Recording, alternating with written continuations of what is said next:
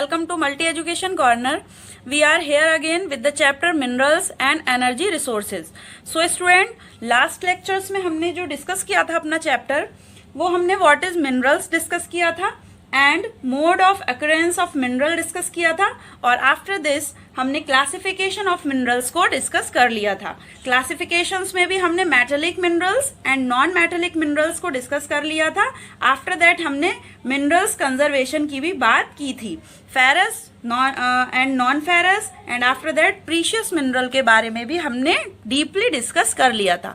So student, अब हमारे chapter में जो रिमेनिंग पार्ट है वो है हमारा एनर्जी रिसोर्सेज। जैसा कि स्टूडेंट आप सभी जानते हैं कि energy is needed to cook, to provide light and heat, to propel vehicles and to drive machinery in industries. यानी इंडस्ट्री में मशीनरी को चलाने के लिए, व्हीकल्स को चलाने के लिए, अब हमारा खाना बनाने के लिए, इसके अलावा लाइट प्रोवाइड करने के लिए, सभी के लिए हमें एनर्जी की ज़रूरत होती है। And it can be generated from fuel mineral like coal, petroleum, natural gas, uranium and from electricity। ठीक है ना, ये जो जनरेट होती है वो किन मिनरल से होती है? हमारी कोल से, पेट्रोलियम से, नेचुरल गैस से, यूरेनियम, इसके अलावा इलेक्ट्रिसिटी से भी होती है। सो सोर्सेज ऑफ एनर्जी को स्टूडेंट हमने टू मेन कैटेगरीज में डिवाइड किया हुआ है। First is conventional and second is non conventional. जो कन्वेंशनल होते हैं हमारे वो उसमें हमारा commercial and non commercial two और हम कैटेगरी में उनको डिवाइड करते हैं, और कॉमर्शियल में हमारे कोल, पेट्रोलियम, इलेक्ट्रिसिटी एक्सेट्रा चीज़ें आती हैं, और जो नॉन कॉमर्शियल हैं उसमें हमारा फायरवुड और इसके अलावा हमारे पेट्स का डंक भी आता है। नॉन कन्वेंशनल की अगर हम बात करें स्टूडेंट, तो इसमें solar energy, wind energy, tidal energy, bio energy चीज़ें हमारी आती हैं। ठीक है स्टूडेंट, सो ये तो डायग्राम से हमने इनको क्लासिफाई किया है। अब हम वन बाय वन इनके बारे में डीपली डिस्कस करेंगे। सो स्टूडेंट, सबसे पहले हम डिस्कस कर लेते हैं अपना कन्वेंशनल सोर्सेज ऑफ एनर्जी को।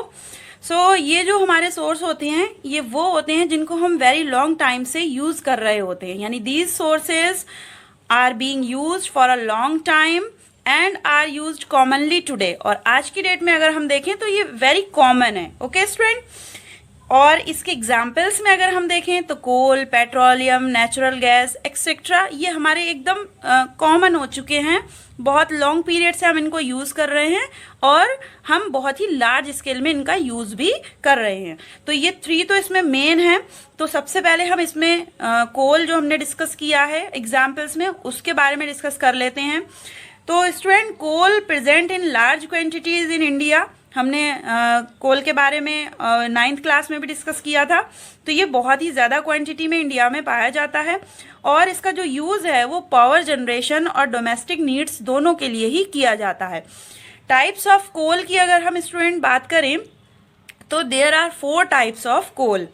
First is peat, second is lignite, third is bituminous and fourth is anthracite. अब हम वन बाय वन कोल के टाइप्स को डिस्कस कर लेते हैं कि पीट में क्या क्वालिटीज़ हैं, लिग्नाइट में क्या क्वालिटीज़ हैं, और बिटुमिनस में क्या क्वालिटीज़ हैं, इसके अलावा एंथ्रासाइट की क्या क्वालिटीज़ हैं। तो स्टूडेंट, जो पीट है वो लोएस्ट क्वालिटी का कोल कहलाता है, और इसमें मॉइस्चर के जो कंटेंट हैं वो बहुत ही ज़्यादा हाई होते हैं। ठीक स्टूडेंट, 1 मार्क्स में क्वेश्चन बनता है, लोअर क्वालिटी नेम पूछ लेता है आपसे कोल का, तो आपको याद रखिएगा कि पीट लोअर क्वालिटी का जो है वो कोल होता है। और इसमें क्यों कहते हैं इसको हम लोअर क्वालिटी का? बिकॉज ये मॉइस्चर में बहुत ज़्यादा हाई होता है, यानी मॉइस्चर इसमें बहुत ज़्यादा होता है, सो ये ज़्यादा यूज़ नहीं होता है। लिग्नाइट की अगर हम बात करें तो ये लो क्वालिटी होती है, यानी ये तो लोएस्ट है पीट हमारा, और लिग्नाइट की अगर हम बात करें तो ये लो होती है, बट पीट के मुकाबले में थोड़ा अच्छा क्वालिटी मानी जाती है। ठीक है, और इसमें जो मॉइस्चर के कंटेंट हैं वो नॉर्मल रहते हैं। पीट में हमारे हाई होते हैं मॉइस्चर के कंटेंट, जबकि लिग्नाइट में हमारे बहुत ही ज़्यादा नॉर्मल रहते हैं। ठीक, उसके बाद थर्ड नंबर का जो है वो बिटुमिनस। तो बिटुमिनस क्वालिटी में गुड माना जाता है, यानी कि लिग्नाइट से थोड़ा और अच्छा। पीट सबसे ज़्यादा लोएस्ट क्वालिटी है, लिग्नाइट उससे थोड़ी अच्छी क्वालिटी है, और बिटुमिनस उससे भी अच्छी क्वालिटी है लिग्नाइट से, ठीक है। तो ये गुड क्वालिटी में माना जाता है, और इसमें मॉइस्चर के जो कंटेंट हैं वो लेस रहते हैं। इसके अलावा नेक्स्ट जो और लास्ट है हमारा वो है एंथ्रासाइट। सबसे बेस्ट क्वालिटी का कोल है, और इसमें मॉइस्चर कंटेंट बिल्कुल भी नहीं होता है। एक बार फिर से हम रिपीट करेंगे, there are 4 types of coal found in India: peat, lignite, bituminous and anthracite. Specific question types of coal पे बनेगा, आप चारों नेम इसके याद रखेंगे। आफ्टर दैट क्वालिटी और क्वांटिटी जो है मॉइस्चर की वो आपको याद रखना है। पीट लोएस्ट क्वालिटी है, हाई मॉइस्चर कंटेंट होते हैं। लिग्नाइट लो क्वालिटी है, इसमें नॉर्मल मॉइस्चर कंटेंट रहते हैं। बिटुमिनस गुड क्वालिटी है, इसमें लेस मॉइस्चर कंटेंट रहते हैं। और एंथ्रासाइट बेस्ट क्वालिटी है, इसमें नो मॉइस्चर कंटेंट रहते हैं। Is it clear student? Next हमारा जो हमने एग्जाम्पल्स में देखा था कन्वेंशनल सोर्स ऑफ एनर्जी में, वो था हमारा नेचुरल गैस और पेट्रोल। तो हम नेचुरल गैस की पहले बात कर लेते हैं। ये हमारा क्लियर और इन्वायरमेंट फ्रेंडली फ्यूल माना जाता है, बिकॉज इसको जलाने से या इसको यूज़ करने से किसी भी तरह का हमारे इन्वायरमेंट को कोई नुकसान नहीं होता है। इसमें से कोई भी धुआं या किसी और तरीके की हमारे इन्वायरमेंट को हार्म करने वाली कोई भी गैस पास नहीं होती है। सो दैट इसको इन्वायरमेंट फ्रेंडली फ्यूल भी कहा जाता है। इसके अलावा ये हमारे हेल्थ के लिए भी अच्छा फ्यूल है, बिकॉज इसमें से किसी तरीके का कोई भी फॉग नहीं निकलता है, किसी भी तरीके का कोई धुआं नहीं निकलता है। स्टूडेंट, नेचुरल गैस का यूज़ हमारे हाउसेज में कुकिंग एक्टिविटीज़ के साथ साथ सीएनजी फ्यूल व्हीकल में भी यूज़ होती है, यानी हमारी गाड़ियां चलाने में भी यूज़ होती है। और ये इसमें बहुत ही लो कार्बन इमिशन होता है, यानी कार्बन जो पास होती है वो बहुत ही ज़्यादा कम होती है, बहुत ही ज़्यादा लो होती है। इसी वजह से हम इसको इन्वायरमेंट फ्रेंडली फ्यूल कहते हैं। स्टूडेंट, अब हम बात करते हैं कन्वेंशनल सोर्स ऑफ एनर्जी में, जो हमने पेट्रोलियम डिस्कस किया था एग्जाम्पल में उसकी। तो student, petroleum nodal industry for synthetic textiles, fertilizers and chemical industry. और स्टूडेंट, जो मुंबई हाई है वो 63% पेट्रोलियम की डिमांड को फुलफिल करता है। और पेट्रोलियम का यूज़ हम अपने व्हीकल को चलाने के लिए यूज़ करते हैं मोस्टली। पेट्रोलियम स्टूडेंट जब अर्थ के अंदर से निकाला जाता है तो ये मिक्सचर फॉर्म में निकलता है। इसमें कैरोसिन और डीजल दोनों ही मिक्स रहते हैं। आफ्टर दैट हम इसको रिफाइन करते हैं, और सबसे फाइन क्वालिटी जो होती है वो पेट्रोल की होती है। उससे थोड़ी कम अच्छी वो डीजल होता है, और सबसे बेकार जो है वो केरोसिन होता है। लेकिन तीनों ही फॉर्म इसकी हमारे यूज़ की हैं, तीनों ही फॉर्म को हम यूज़ करते हैं किसी ना किसी रूप में। कभी कुछ चीज़ों को हम, जैसे कि कैरोसिन वगैरह को हम कुकिंग वगैरह में भी यूज़ करते हैं, और साथ में हम दूसरी चीज़ों में भी इनका यूज़ करते हैं। अब स्टूडेंट, यहाँ पर हमारे conventional sources of energy complete हो चुके हैं। नेक्स्ट जो है वो है हमारा non conventional sources of energy. तो non conventional source of energy में अगर हम देखें तो ये कैसे होते हैं, तो स्टूडेंट हमने कन्वेंशनल की बात की थी, तो वो क्या उसमें पढ़ा था, हमने क्या डिस्कस किया था कि ये जो सोर्सेज हैं वो हम बहुत ही लॉन्ग टाइम से यूज़ कर रहे हैं, साथ में एकदम कॉमन हो चुके हैं, ये हम कॉमनली यूज़ कर रहे हैं आजकल हम। और सेकंड थिंग, ये हम बहुत ही ज़्यादा हाई रेट पर यूज़ कर रहे हैं, ठीक है। लेकिन non conventional source of energy अभी रिसेंटली डेवलप हुए हैं, और इनका यूज़ हम बहुत स्मॉल स्केल पर कर रहे हैं, जबकि कन्वेंशनल एनर्जी रिसोर्सेज का यूज़ हम बहुत लार्ज स्केल पर कर रहे हैं।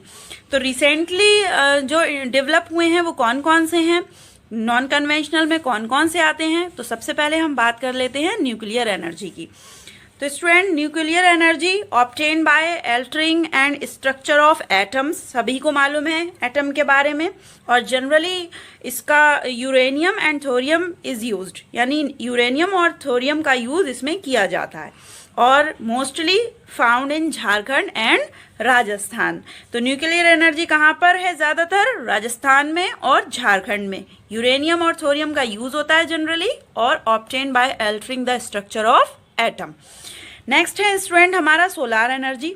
तो सोलार एनर्जी प्लेंटी हमारी कंट्री में बहुत ही ज़्यादा मात्रा में है, बिकॉज हमारी कंट्री में जो सन की रेजेज हैं वो डायरेक्टली हम किस रीजन में आते हैं, हम इक्वेटर से 0.4 ऊपर आती है हमारी कंट्री, है ना। हमने 9th क्लास में डिस्कस किया था ये कि हमारा कंट्री किस हेमिस्फेयर में है, तो हमारा कंट्री नॉर्दर्न हेमिस्फेयर में है, ठीक है ना। तो नॉर्दर्न हेमिस्फेयर में हमारा कंट्री होने की वजह से जो सन की रेजेज हैं वो बहुत ज़्यादा हमारी कंट्री में पड़ती हैं, होल ईयर, ठीक। तो सोलर एनर्जी की अगर हम बात करें तो sunlight and sun heat is used to produce electricity. बिजली बनाने के लिए, इलेक्ट्रिसिटी बनाने के लिए जो सनलाइट है या सन की हीट है उसका यूज किया जाता है, और ये मोस्टली जो पॉपुलर है वो रूरल एरियाज में ज़्यादा पॉपुलर है। और राजस्थान, इसके अलावा गुजरात, ये एरियाज जो हैं वो इसमें ये रिच हैं सोलार एनर्जी के लिए, बट बहुत हम लार्ज स्केल में इनका यूज नहीं कर पा रहे हैं ड्यू टू अवेयरनेस की कमी, या हम अपनी जो वो है मशीनरी उसकी कमी कह सकते हैं। दोनों ही चीज़ों की कमी की वजह से, या फिर ये बहुत ज़्यादा महंगे हैं, इसकी वजह से हम कह सकते हैं कि इनका यूज़ हम लार्ज स्केल पर नहीं कर पा रहे हैं। But student, what happen when there is no sun? क्या होगा अगर यहाँ पर सन ही ना हो? तो student, solar panel can not produce energy at night और during cloudy period, but student rechargeable batteries can store electricity. जो रिचार्जेबल बैटरीज हैं वो इलेक्ट्रिसिटी को क्या करके रखती हैं, स्टोर करके रखती हैं, इसलिए एट नाइट पीरियड और इन क्लाउडी पीरियड में हम इस इलेक्ट्रिसिटी का यूज कर सकते हैं।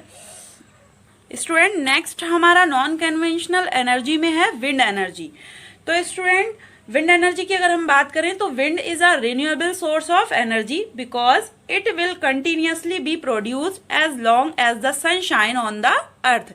जिस तरीके से सोलार एनर्जी में जब तक सन निकलता रहेगा अर्थ पर तब तक हम सोलार एनर्जी को ले सकते हैं और उसका यूज कर सकते हैं, इसी तरह से जब तक अर्थ पर सन जो हमारी विंड है, हवा है, वो चलती रहेगी तब तक हम विंड एनर्जी का भी यूज कर सकते हैं। इसीलिए हम इसको क्या कहते हैं, it's a renewable source of energy. Student, अगर हम होल वर्ल्ड में देखें तो Netherland, Germany, Denmark, UK, USA and Spain are noted for their wind energy production through wind farms. And अगर हम इंडिया में देखें तो Tamil Nadu produced almost 29% of wind power in India, followed by Maharashtra, Gujarat and Rajasthan. यानी तमिलनाडु के अलावा महाराष्ट्र, गुजरात और राजस्थान में भी इसका प्रोडक्शन है, लेकिन बहुत ज़्यादा या हाई लेवल पर अगर हम देखें तो अभी विंड एनर्जी का यूज़ नहीं हो पा रहा है। तो स्टूडेंट, बायोगैस जो है वो हमारा, biogas is a form of energy production in which nature does most of the work. और बायोगैस में हम क्या क्या चीज़ें यूज़ करते हैं student? Shrubs, farm waste, animal waste and human waste is used. यानी हम श्रब्स को, फर्म की वेस्ट को, एनिमल के वेस्ट को, इसके अलावा ह्यूमन के वेस्ट को हम बायोगैस में यूज करते हैं। It is done in biogas plant, biogas का प्लांट लगा होता है, वहां पर ये सारे काम होते हैं, और इसको हम गोबर गैस प्लांट के नाम से भी जानते हैं। इसके अलावा student, biogas is known as very environmental friendly energy source. क्यों कहते हैं हम इसको environmental friendly energy source? Because it is used organic waste which otherwise would produce mountainous landfills. Okay student, it is also renewable, cheap and clear. ये renewable भी है, सस्ता भी है और क्लियर भी है। अगर हम इनके यूज में देखें कौन कौन सी कंट्रीज आती हैं, तो इंडिया एंड चाइना, इन दोनों कंट्रीज में बायोगैस का यूज 1960s से हो रहा है स्टूडेंट, इंडिया में भी और चाइना में भी। नेक्स्ट स्टूडेंट, हम बात करते हैं non conventional source of energy में हमारा टाइडल एनर्जी। तो टाइडल एनर्जी, जैसे कि टाइडल से आपको समझ आ रहा होगा कि जो हमारे सी में, जो हमारे समुद्र में ऊंची ऊंची लहरें उठती हैं या टाइडल्स आते हैं या ज्वार भाटा कह सकते हैं हम उसको, उससे जो एनर्जी प्रोड्यूस होती है, ठीक है। इन इंडिया में अगर हम बात करें तो Khambhat, Gujarat coast and Sundarban delta are some of the ideal location of tidal energy. Tidal energy के लिए अगर हम आइडियल लोकेशन की बात करें तो सुंदरबन डेल्टा हमारा वेस्ट बंगाल में, और इसके अलावा गुजरात में खंभात कोस्ट। ठीक है स्टूडेंट, यहाँ पर टाइडल एनर्जी का प्रोडक्शन होता है। During high tides the turbine system in the barrage is turn and produce electricity with the help of generator. Such tidal mills can be found in Russia and France. World level पर अगर हम देखें तो Russia and France में भी tidal mills हमको मिलती हैं, लेकिन इंडिया में जो हमने बताया वो गुजरात और सुंदरवन डेल्टा में। इसके अलावा गल्फ ऑफ कच्छ, गुजरात में 2 हैं हमारा, गल्फ ऑफ कच्छ, इसके अलावा खंभात, और वेस्ट बंगाल में हमारा सुंदरवन डेल्टा, यहाँ पर टाइडल एनर्जी का प्रोडक्शन होता है। नेक्स्ट स्टूडेंट हमारा आता है थर्मल एनर्जी। अब थर्मल एनर्जी क्या होता है इसके बारे में हम डिस्कस कर लेते हैं। स्टूडेंट, जियोथर्मल एनर्जी की अगर हम बात करें तो electricity produce using interior heat of the earth. As you all know कि अर्थ के अंदर बहुत ही गर्म लावा मौजूद है, ठीक है, और ये लावा बहुत ज़्यादा गर्म होता है, इसीलिए अर्थ की इंटीरियर हीट से इलेक्ट्रिसिटी जो प्रोड्यूस होती है उसी को हम जियोथर्मल एनर्जी कहते हैं। India has 100 of hot springs and there are geothermal energy plant in Manikaran and Ladakh. Manikaran में और लद्दाख में जियोथर्मल एनर्जी के प्लांट हैं इंडिया में। स्टूडेंट, जियोथर्मल एनर्जी में अगर हम वर्ल्ड में देखें तो the USA is the leader in geothermal power production, followed by New Zealand, Iceland, Philippines and Central America. इन कंट्रीज के बाद अगर हम देखें तो यूएसए जो है वो लीडर है। और in India geothermal plant are located in Manikaran in Himachal Pradesh. Manikaran जो मैंने आपको बताया वो कहाँ पर है, हिमाचल प्रदेश में। और Ladakh we all know it's a union territory in Kashmir. ठीक है, अब तो हमारा डिवाइड हो चुका है, तो लद्दाख में भी हमारा ये जियोथर्मल एनर्जी का प्लांट है। और जियोथर्मल एनर्जी से इलेक्ट्रिसिटी प्रोवाइड होती है अर्थ की इंटरनल हीट से। अब स्टूडेंट बात आ जाती है 1 बाय 1 हमने अपने मोस्टली सभी डिस्कस कर लिए हैं नॉन कन्वेंशनल में। नॉन कन्वेंशनल में हमने geothermal, tidal energy, biogas, wind energy, solar energy ये सब डिस्कस किए हैं। अब इनके कंजर्वेशन ऑफ रिसोर्सेज की बात कर लेते हैं। तो स्टूडेंट, कंजर्वेशन ऑफ रिसोर्सेज, जिस तरह से हमने लास्ट लेक्चर में मिनरल के कंजर्वेशन की बात की थी, उसी तरह से एनर्जी रिसोर्सेज के भी कंजर्वेशन की ज़रूरत है। Energy is a basic requirement for economic development. मैंने लास्ट लेक्चर में भी आपको बताया था कि इकोनॉमिक डेवलपमेंट के लिए किसी भी कंट्री में जो रिसोर्सेज हैं उनका कंजर्वेशन करना वेरी इम्पॉर्टेंट है, क्योंकि कोई भी कंट्री अपने रिसोर्सेज की वजह से ही रिच और पुअर बन जाता है। ठीक, जितने रिसोर्सेज में कोई भी कंट्री रिच होगा उतना ही ज़्यादा उसकी इकोनॉमिक ग्रोथ होगी। सो दैट हमको एनर्जी रिसोर्सेज का साथ साथ दूसरे नेचुरल रिसोर्सेज का कंजर्वेशन मस्ट है। Student, there is an urgent need to develop a sustainable path of energy development. Sustainable का मीनिंग आपको मैंने पहले अपने प्रीवियस लेक्चर्स में भी बताया है कि sustainable का मतलब होता है development without harming environment. Environment को बिना नुकसान पहुंचाए अपना डेवलपमेंट करना। तो यहाँ पर भी अर्जेंट नीड है to develop a sustainable path of energy development. There are 2 ways for adoption the path of sustainable development of energy. कौन कौन से हैं वो? फर्स्ट है promotion of energy conservation, energy conservation का प्रमोशन किया जाए। और सेकंड है increased use of renewable energy resources, यानी जो हमारे नॉन रिन्यूएबल हैं उनको अब वहीं छोड़ दिया जाए, उनको कंजर्व किया जाए, और जो नॉन रिन्यूएबल एनर्जी सोर्सेज हैं उनको ज़्यादा से ज़्यादा यूज़ किया जाए। अब नॉन रिन्यूएबल रिन्यूएबल कौन कौन से हैं? वो हैं हमारे जैसे geothermal energy, tidal energy, wind energy, biogas, solar energy, ये सब हमारे रिन्यूएबल हैं, या हम कह सकते हैं इनको ये नॉन कन्वेंशनल हैं। ठीक है, तो इनका यूज़ किया जाए जिससे कि हम अपने एनर्जी रिसोर्सेज को कंजर्व कर सकें। अब कुछ स्टेप्स हैं स्टूडेंट जिनको हम लेकर अपने एनर्जी रिसोर्सेज को कंजर्व कर सकते हैं। Using public transport system instead of individual vehicles, हमारे पर्सनल जितने भी गाड़ी हैं हमारे पास, उनका यूज़ ना करके हम पब्लिक ट्रांसपोर्ट सिस्टम का यूज़ करें, जिससे कि हम एनर्जी रिसोर्स को कंजर्व कर सकते हैं। इसके अलावा switching off electricity when not in use, जब यूज़ में ना हो तो हम स्विच ऑफ कर दें इलेक्ट्रिसिटी का। इसके अलावा यूजिंग पावर सेविंग डिवाइसेस, ऐसी डिवाइसेस का यूज़ करें जो पावर को सेव करती हूँ।